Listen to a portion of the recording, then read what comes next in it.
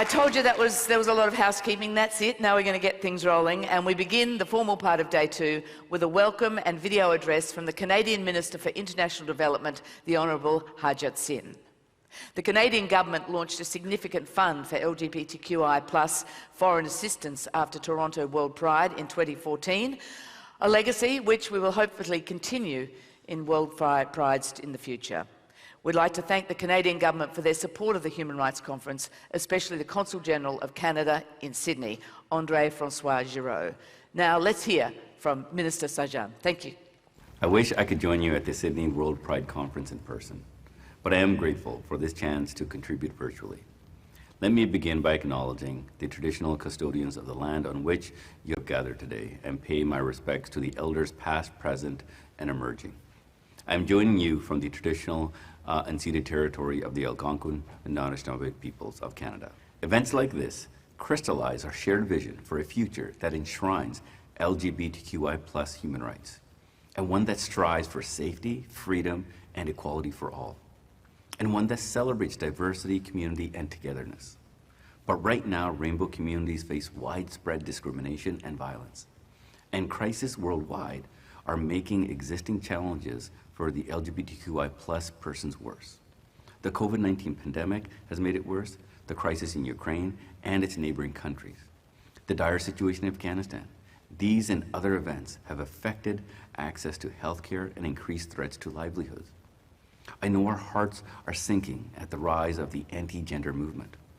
Trans, gender diverse, and intersex people are targeted at the social, political, and institutional level. But overall, there have been some glimmers of hope in the past few months. The governments of St. Kitts and Nevis and Antigua and Barbuda and Barbados decriminalized consensual same-sex relations.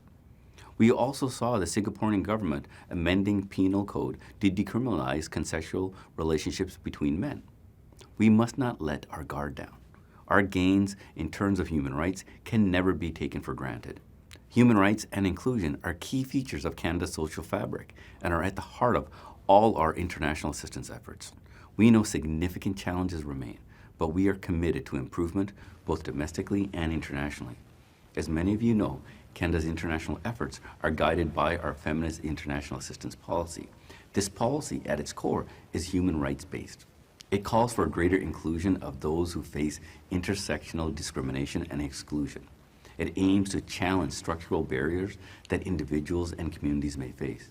And it aims to support those who are marginalized because of any identity factor, including sexual orientation, gender identity or expression, sex characteristics, religion, age, or ability. Canadian and local partners are working to advance human rights and socioeconomic outcomes for the LGBTQI+ communities in the Global South. That is why in 2019, Canada announced $30 million in dedicated funding over 5 years, with $10 million each the following year. Through this program, Canada is supporting LGBTQI+ organizations, including in Cambodia, Indonesia, Laos, the Philippines, and Thailand. The Connecting Voices for the LGBTQI Socioeconomic Inclusion and Human Rights in Asia project is implemented by the APCOM Foundation. It provides targeted skills training and knowledge to help local LGBTQI+ organizations become more established. In turn, they can sustainably deliver appropriate services to LGBTQI+ people in their communities. I also want to recognize the specific and very real threat that LGBTQI+ refugees face all over the world. And Canada is pleased to participate in the Queer Displacement Conference that took place in Sydney last week. This gave us the opportunity to discuss our Canadian refugee programming and our ongoing efforts to build a safe and welcoming nation. While we are proud of our progress over the past few years, we know that we are only getting started, and we are committed to learning through our efforts. And finally, I would like to take a moment to recognize the trailblazers in the room today.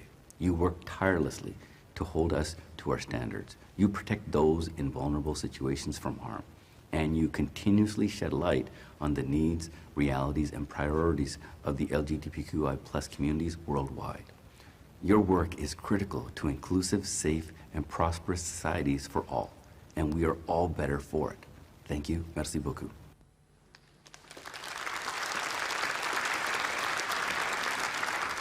Thank you very much, Harjit Sajjan. What a wonderful start to this day.